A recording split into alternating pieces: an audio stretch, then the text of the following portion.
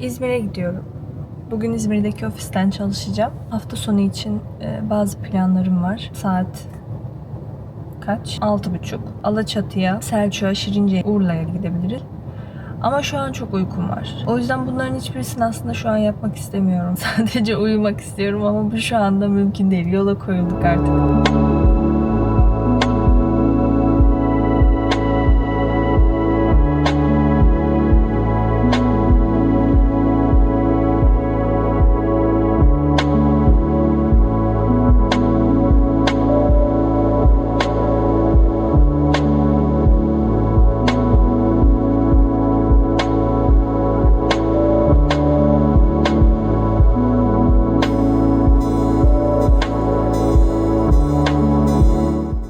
Çok uzun bir gün oldu. Hiç mola vermeden geldim. Uyumuş olabilirim yolda. Şimdi işlerimi bitirdim. Bir şeyler yemeye çıkacağım.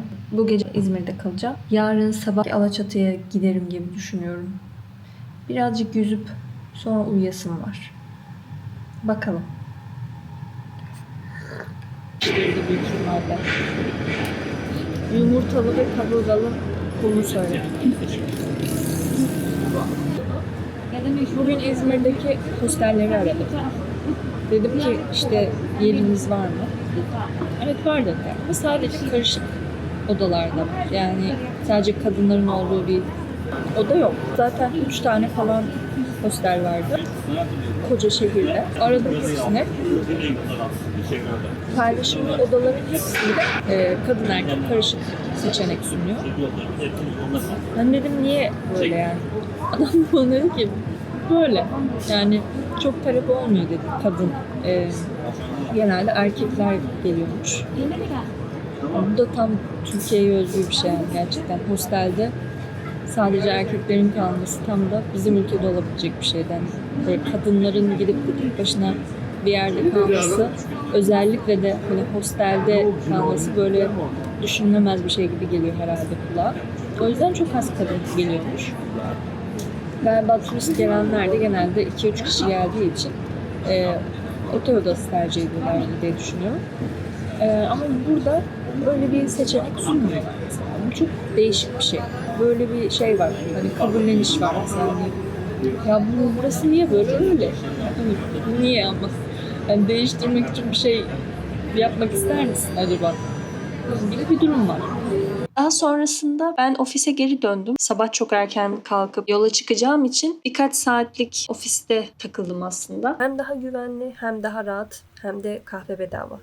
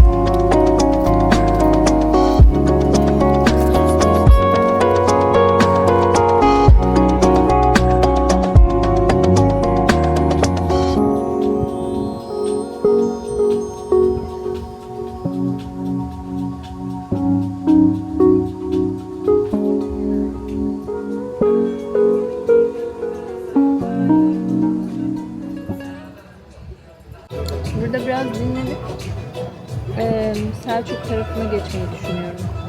Ama önce kendime kalacak bir yer ayarlamam lazım. Sonra Efes'e gideceğim.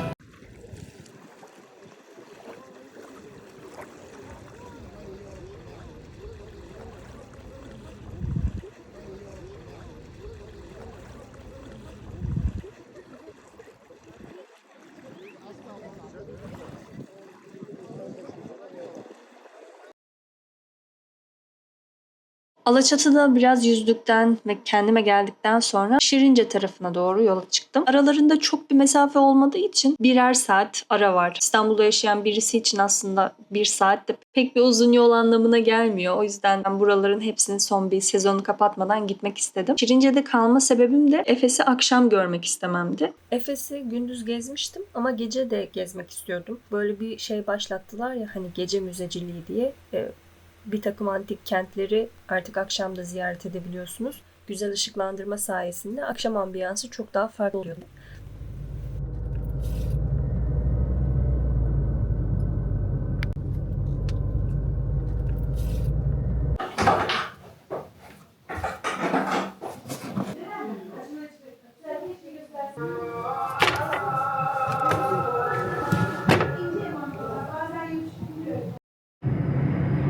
Köyün yolları çok dolambaçlıydı şimdi çıkarken ya.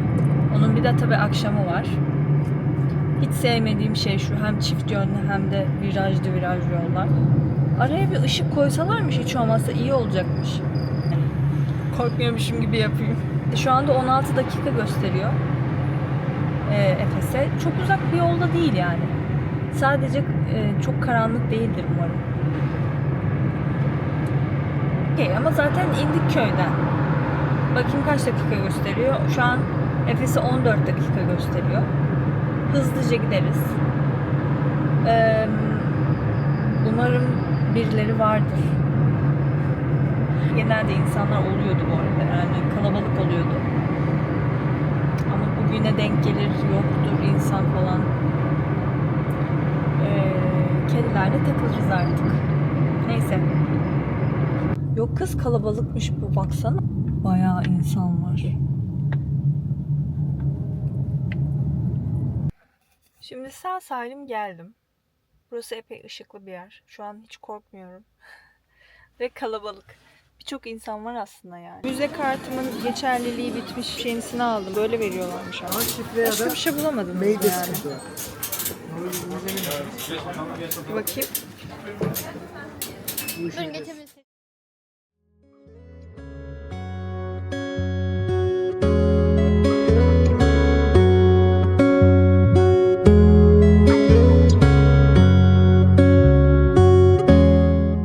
Milattan önce 10. yüzyıldan başlayıp Osmanlı'ya kadar uzanan bir tarihi var. Gerçekten dinlerin ve kültürlerin bir mozaiği gibi Efes. Ben Efes'in İonya bölgesiyken geçirdiği o dönüşümden, o zenginlikten ve o görkemden biraz daha etkileniyorum. O yüzden hani o dönemiyle ilgiliyim. Tabii Efes şu anda eskisinden olduğundan çok daha farklı gözüküyor. Şehir zaten birkaç kere taşınmış. Küçük Menderes Nehri'nin limanı doldurması sebebiyle sürekli taşınıp durmuşlar. Efes'te farklı yöneticiler, farklı dinler, farklı süreçler, farklı imparatorlar, bunlar gelip geçmiş ama yaşayanlar hep aynı insanlar. Dün Artemis'e taparken bir sonraki gün Hristiyanlığa inanmaya başlamışlar.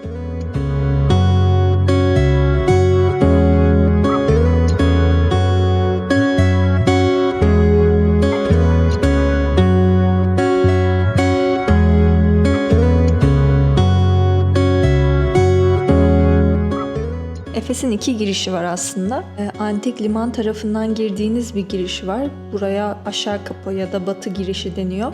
Yukarı kapı olarak da adlandırılan doğu kapısı var. O yukarı kapı denilen yer aslında devlet agorası tarafına çıkıyor. Ama akşam sanıyorum sadece tek bir kapıyı açıyorlar. O da antik liman kapısı yani. Batı girişini açıyorlar. Celsus Kütüphanesi'ni geçtikten sonra ve Mermer Cadde'nin sonunda aslında buradan sonra dubalar başlıyor. Ve oradan sonrasında çok karanlıktı aslında. Oradan ötesine gidemiyorsunuz.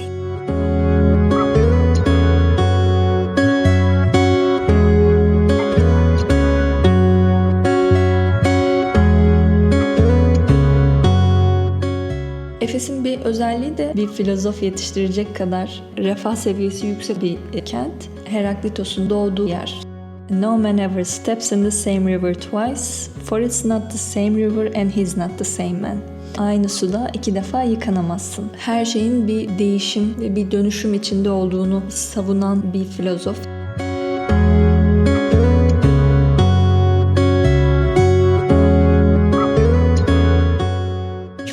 tek önemi yani sadece bu stratejik konumu, hani içinden bir filozof çıkartabilmesi, tarıma elverişli olması veya ticaret yolları değil. Efesliler şehri su basmasına rağmen, hastalıklar yayılmasına rağmen ve şehri yıkan deli imparatorlarına rağmen Efes'i bir şekilde terk etmek istemiyor. Çünkü en büyük sebebi tanrıçaları burada. Artemis tapınağının burada olması Efes'i aslında orada yaşayanlar için vazgeçilmez ve bırakılamaz bir duruma getiriyor. Dünyanın 7 harikasından biri olan Artemis Tapınağı şu anda bir sütunu kalmış olmasına rağmen zamanının en güzel tapınaklarından birisi. Artemis'i önemli kılan şey ne? Çünkü Artemis koruma tanrıçası. Bu yüzden sığınmak isteyen, korunmak isteyen birçok insan da buraya geliyor. Bu yönde adakta bulunuyorlar ve Efes'in ne kadar kalabalık olabileceğini tahmin edebiliyorsunuzdur. Tek sebebi bu da değil. İşte koruma gücü olduğuna inandıkları için ticaretle uğraşanlar, savaşçılar, herhangi bir şekilde bir para kazanmış insanlar yollarına devam ederken bu değerli eşyaları yanında götürmek istemiyor. Bu yüzden bu eşyalarını tapınağa emanet ediyorlar. Banka görevi görüyor Artemis Tapınağı. O zamanların çok belirsiz olduğunu da düşünürsek bir insan hayatı, bir insan ömrü açısından. Tabii o gidenlerden birçoğu da dönmediği için o paralar bir noktada tapınağa kalıyor ve şehrin zenginleşmesine bir noktada çok da yardımı oluyor.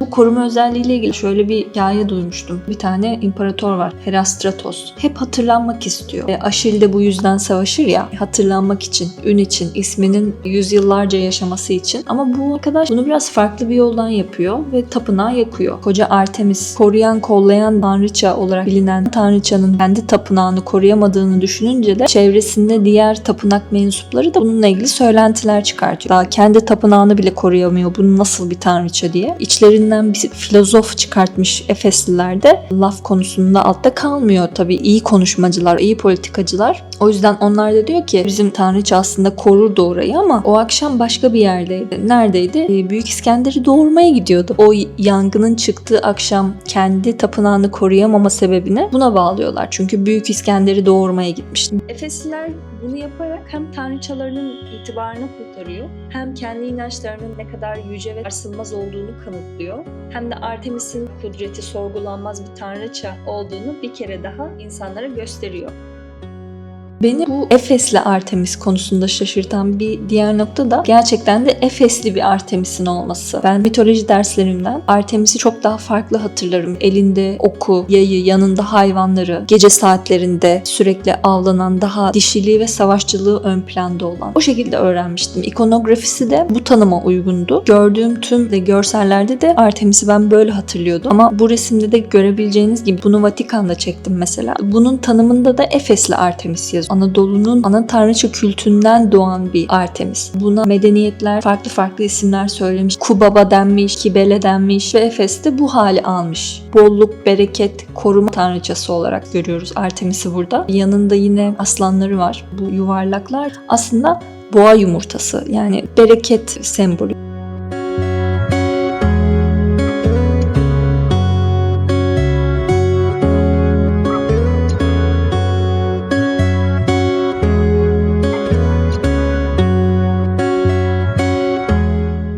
Efes, Roma İmparatorluğu'nun Asya eyaletinin başkenti. O yüzden yani tiyatrosu da bir başkente yakışacak büyüklükte olması gerekiyor. 24.000 kapasiteli bir tiyatrosu var. Burasının akustiği çok iyi olduğu için sanatsal faaliyet var, tiyatrolar oynanıyor ve gladyatör savaşları da olmuş. Bir önceki ziyaretimde ben tiyatronun en tepesinde uzun bir süre oturmuştum. Limanı seyrettim, insanları seyrettim. O zamana dair çok fazla şeyi zihninizde canlandırabiliyorsunuz. Tiyatroda çok fazla tahribat olmuş.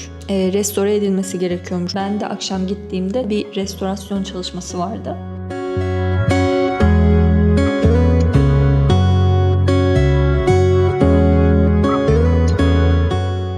Tiyatrodan sonra devlet agorasına doğru giderken Celsus kitaplığını görüyorsunuz. Roma senatörü Celsus'un kendi oğlunun onu onurlandırmak için yaptığı bir kütüphane binası. Yani adamcağızın aslında mezarı orada. Burası 10-12 bin tane kitabı barındırıyormuş. Sadece cephesi kalmış. Cephesinde gördüğümüz 4 tane kadın heykeli var. Bunlar da Celsus'un farklı erdemlerine gönderme yapıyor. Bilgeliği, erdemi, zekası bilgisi. Bu şekilde de hem mimari olarak hem de sembolik olarak oğlunun Celsius'u çok sevdiğini anlayabiliyoruz. Onu farklı farklı sıfatlarla da onurlandırmış. Hem deprem hem yağmalar tahrip etmiş kütüphaneyi ama kesinlikle görmeye değer.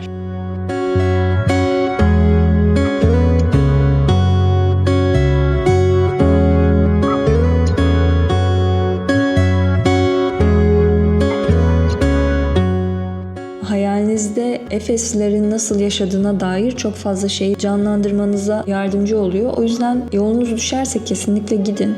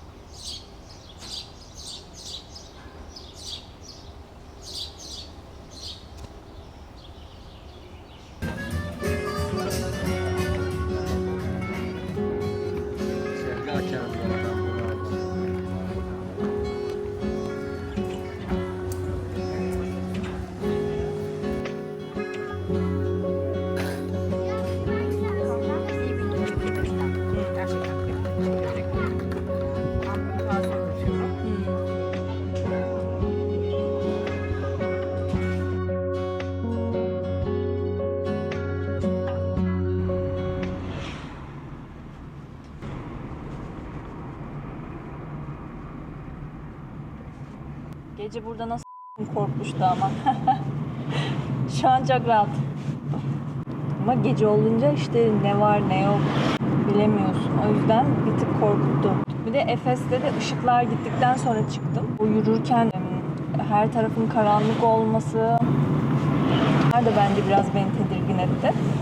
Viraja bak. Hedefiniz soldadır. Yol üstünde bildiğim güzel bir lokanta var. Burada kahvaltı değil ama öğlen çıkan yemeklerden alırsanız o zaman taze ve lezzetli şeyler yiyebilirsiniz. Hani iyi bir alternatif oluyor. Hem Selçuk'un merkezine çok yakın hem de Şirince'ye çok yakın. Böyle orta bir yerde kalıyor.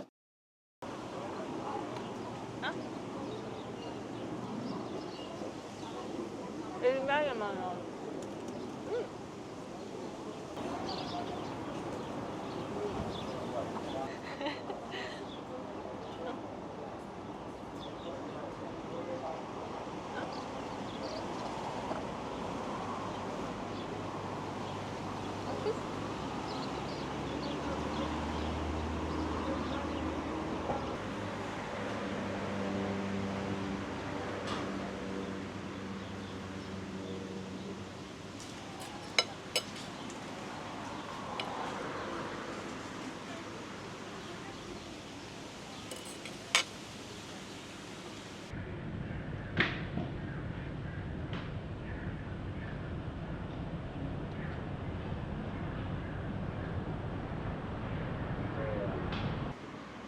Ya böyle koşman için hiçbir sebep yok şu anda ortada. Tekrar yola çıktım. Bu sefer dönüş yoluna geçmiştim. Yani İstanbul'a dönüyordum. Ama orada tabelasını görünce Hani buraya kadar gelmişken güzel bir kazandibi yemeyeyim mi diye düşündüm. Sonra bir baktım zaten gitmişim. Bu muhallebiciyi çok seviyorum. Bademli bir kazandibi yapıyor. Müthiş bir tadı var.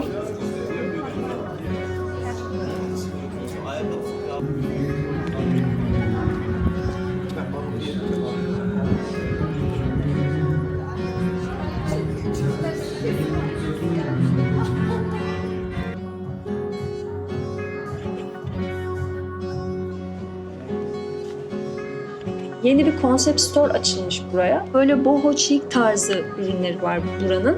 Halılarını ve taburelerini çok beğendim.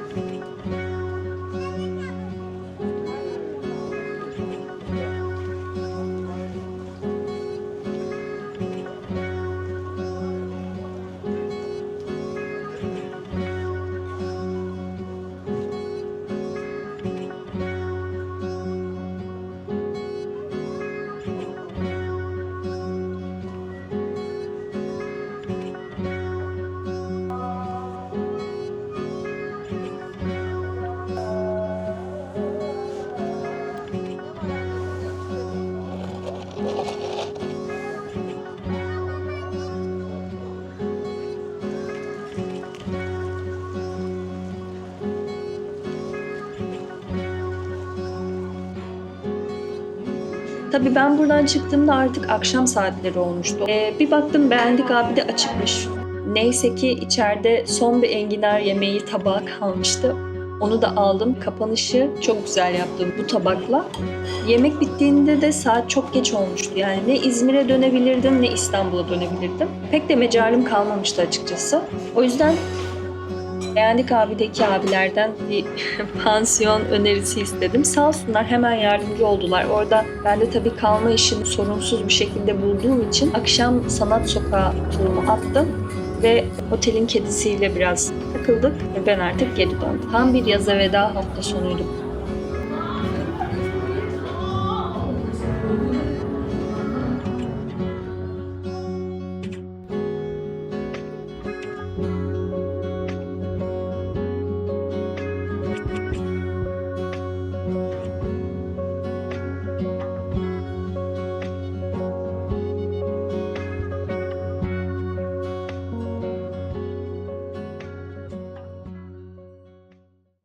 ve fen sözünü okuyacağız.